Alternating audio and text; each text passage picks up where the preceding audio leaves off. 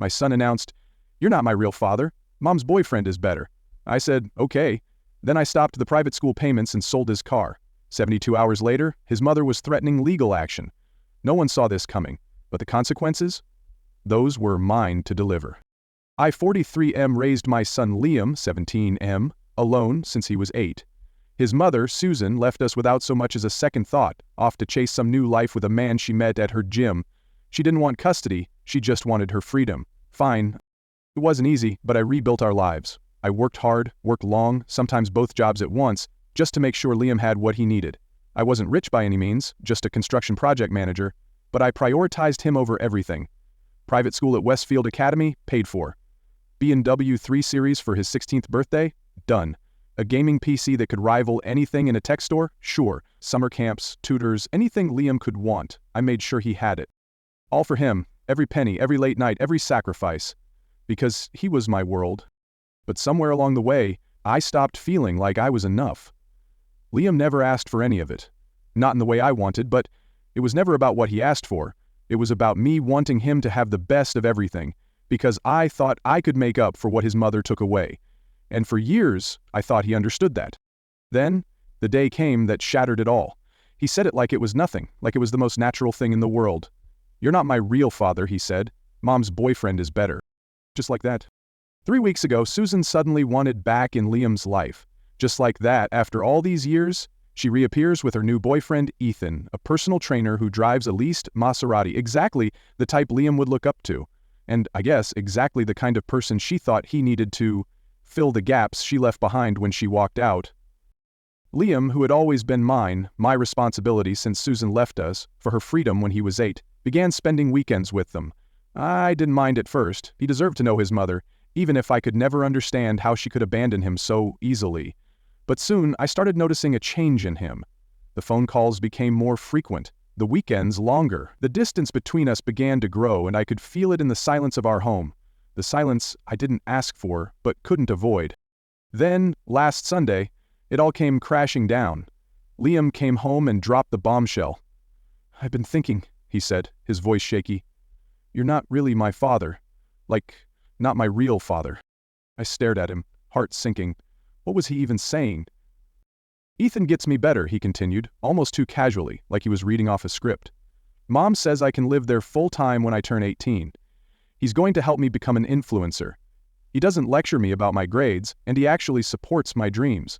I wasn't sure if my heart was beating or if it had just stopped. "Your dreams of being an influencer?" I asked, trying to keep my voice steady. "You're doing it right now. This is what you're really after?" "Yeah," he said almost proudly. "Ethan's not like you, always talking about what's practical. He sees my potential. He doesn't tell me to take the safe route." I clenched my fists, the blood rushing to my head. I wasn't his real father, huh? That's what he said. Ethan, the guy who, in his world, was now the father figure. The one who didn't care about anything but the flashy, empty dream of influencer fame. I could barely breathe, but I didn't let the anger show. I kept my voice level as I said, "Well, if I'm not your real father, then I have no obligation. I'll stop the private school payments tomorrow. Your car goes back to the dealer. Your college fund? Well, that's for my son apparently, and that's not you." Liam's face went pale as he registered what I'd just said. His eyes darted around the room, like he was looking for something that could make this all go away. "Dad, wait," he said, his voice cracking. "It's Liam, he corrected himself as if he hadn't just torn a hole in everything we'd built. "You can't just do this." I stood up, my hands trembling slightly as I folded my arms across my chest. "Oh, but I can, Liam. If I'm not your father, then you don't need me, do you?" The color drained from his face. He blinked, disoriented. His mouth opened, but he couldn't form a sentence. But this is all my future."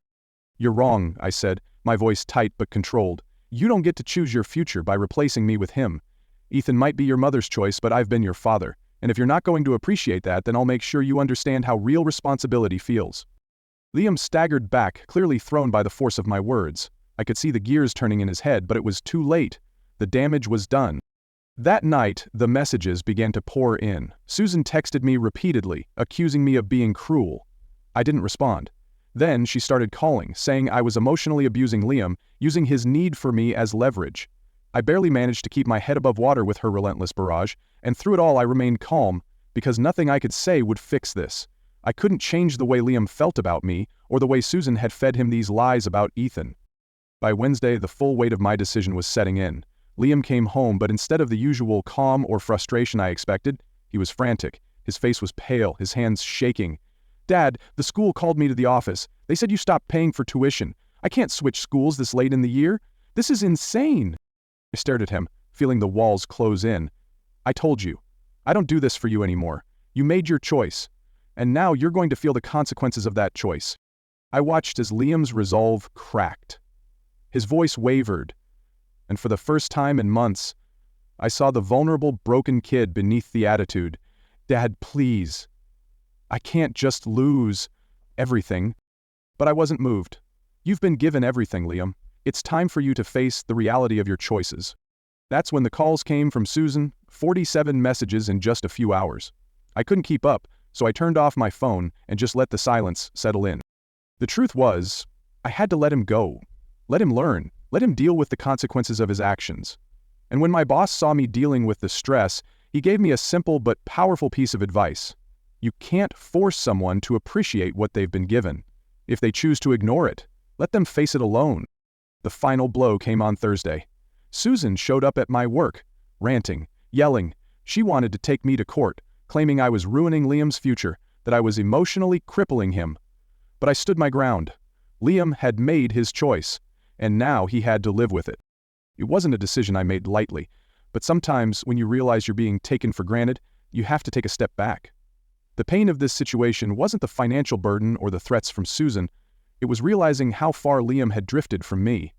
How I'd given everything, but it had never been enough. The worst part? He didn't even see the damage until it was too late. The color drained from Liam's face as the weight of my words sank in. He stood there, frozen for a moment, and then his voice cracked. "Dad, wait. It's Liam," he corrected himself, like he needed to remind me that he was still my son, the boy I'd raised. "Or sir," he added hesitantly, his voice barely above a whisper. That stung, but I stayed calm, watching him crumble under the realization of what he'd just said. "If I'm not your real father," I said, my voice steady, "then I have no real obligations. No school, no car, no college fund. You made your choice." Liam's mouth opened, but he couldn't speak. He just stood there, the teenage arrogance stripped away, replaced with panic and confusion. But this is all I've worked for," he sputtered, voice rising with a mix of desperation and disbelief. "No," I said, my tone firm. "You've had everything handed to you. You wanted Ethan? Fine. You got him. Now you'll deal with the consequences." He couldn't seem to wrap his head around it. I could see the panic setting in. His gaze darted around like he was looking for a way out, some excuse to make this all go away. But I wasn't giving in this time. The phone rang. It was Susan, of course. I didn't answer. She didn't stop. Texts poured in, full of threats and accusations. "You can't do this to your son. This is emotional abuse. You're destroying his future. And this isn't how a father acts. You're selfish." Her words rattled me less with each message. It was the same thing, over and over. She had a script, one she knew would tug at my heartstrings, but it wasn't going to work this time. I had to stand firm. I was still processing it all when Susan showed up at my work the next morning. She stormed in, uninvited, red-faced, and desperate. The scene unfolded in front of my colleagues as she screamed about how I was ruining Liam's future, how I was emotionally abusing him. My boss, Thomas, watched in silence as I calmly told her to leave. "I'm not going anywhere until you fix this," Susan hissed. "Then I guess you'll be standing here a while," I replied, giving her a hard stare. "You need to realize that Liam's not a pawn in your game. He's not some tool for you to use when it suits you. Think about what you're doing," she begged, her voice faltering. "He's a teenager. He doesn't know what he's saying."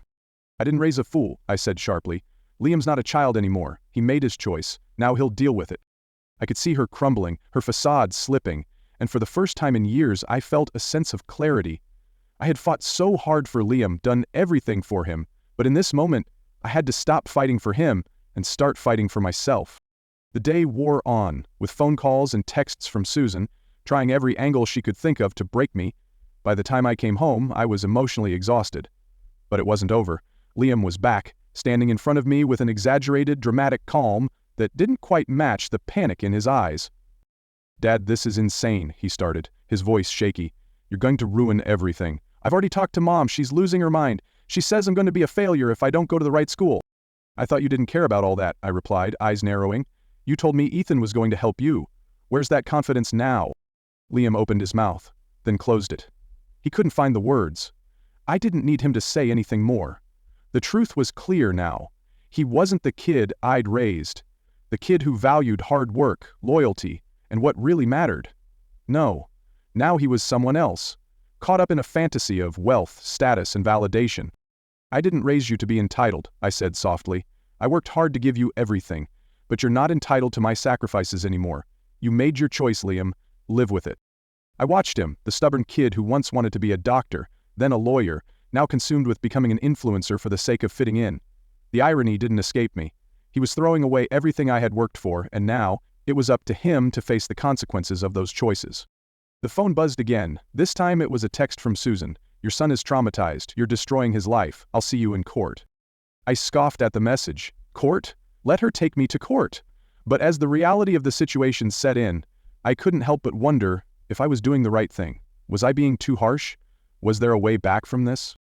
But deep down I knew I couldn't back down now. Liam needed to understand that actions have consequences. He needed to realize that no one could take what he had for granted.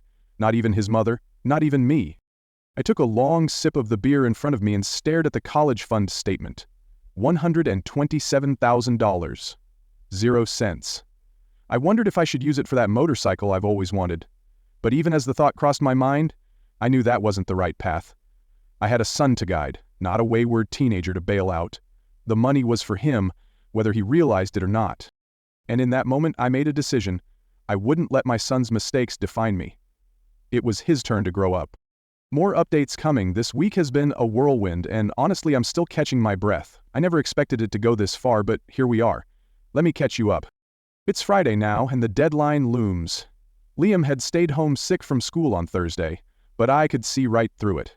He was still reeling, still trying to navigate between my house and Susan's, brokering some kind of deal, all while realizing he couldn't just undo the damage he'd caused.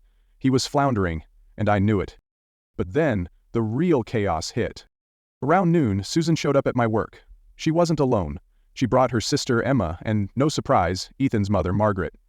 Ethan's presence was looming large over everything now, even in his absence.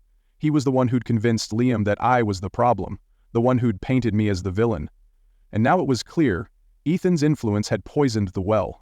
Margaret started her lecture, her tone self-righteous, as if she held the moral high ground.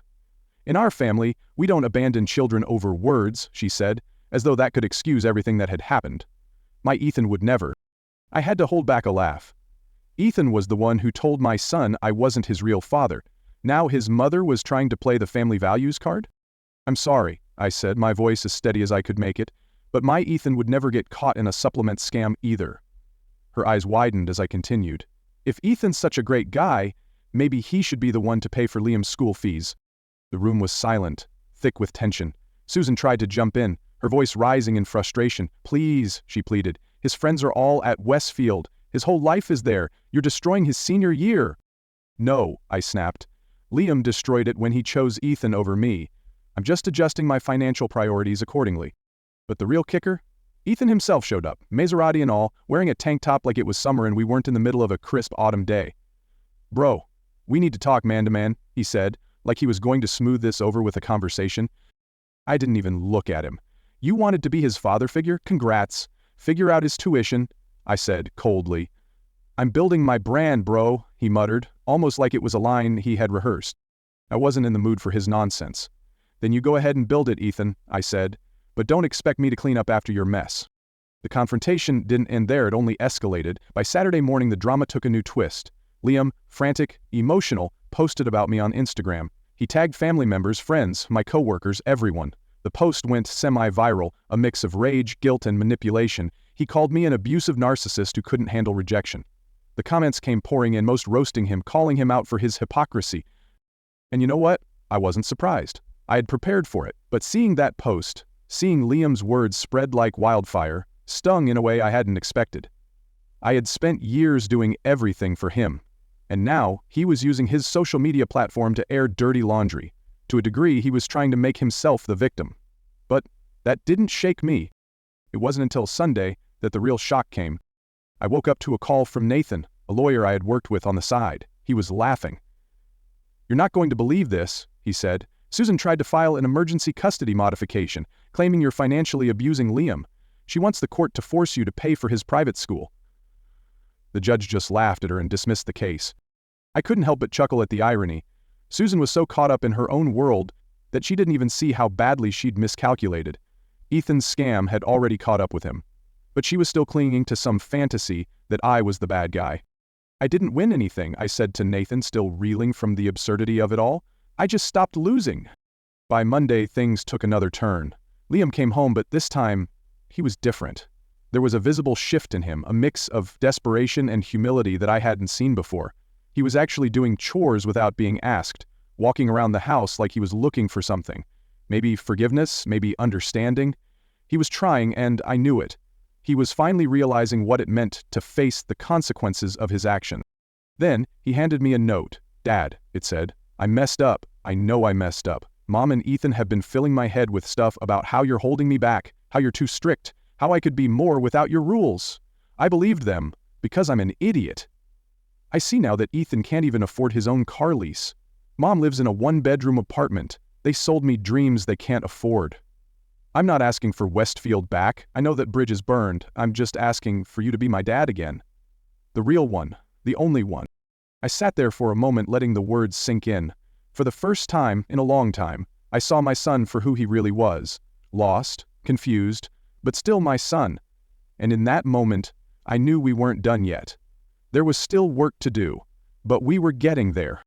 By the time I went to bed that night, I knew things were changing. Susan's texts kept coming, each one more desperate than the last. She'd post things about knowing who your real friends are and rising from the ashes, but deep down I knew the real lesson had been learned. Not by her, but by Liam. The next morning I was thinking about the choices ahead. Liam had apologized, truly apologized, for the first time in ages. Maybe it wasn't perfect, maybe it wasn't enough, but it was real. And in the end, maybe that's all we needed. Marcus cried all night. I sat at the kitchen table, staring at the note Liam had left for me earlier. It wasn't much, just a simple apology, but the sincerity behind those words was undeniable. "I messed up, Dad. I see now how much you've done for me. I was too blinded by what I thought I wanted. I'm sorry." The tears from Liam weren't just about regret. They were about growth, about realizing how wrong he had been. And in that moment I realized how far we'd come since that fateful day when he rejected everything I stood for. The child I once knew was beginning to understand what it truly meant to be a man. Liam was finally facing the consequences of his own actions. The excitement he once had for his influencer dreams was now replaced by something more grounded. Community college, a fresh start. No more dreams of luxury and flash, no more false promises. Just hard work and humility. I could see it in his eyes, the hunger for something real. It wasn't easy to forgive him. The damage had been done, and the public shame he had put me through his social media posts, his online temper tantrum, had cut deep. But in the quiet of that morning, as he tried to cook me breakfast, a silent understanding passed between us. His world had crumbled, and he had to pick up the pieces. But at least he was picking them up with a new sense of purpose.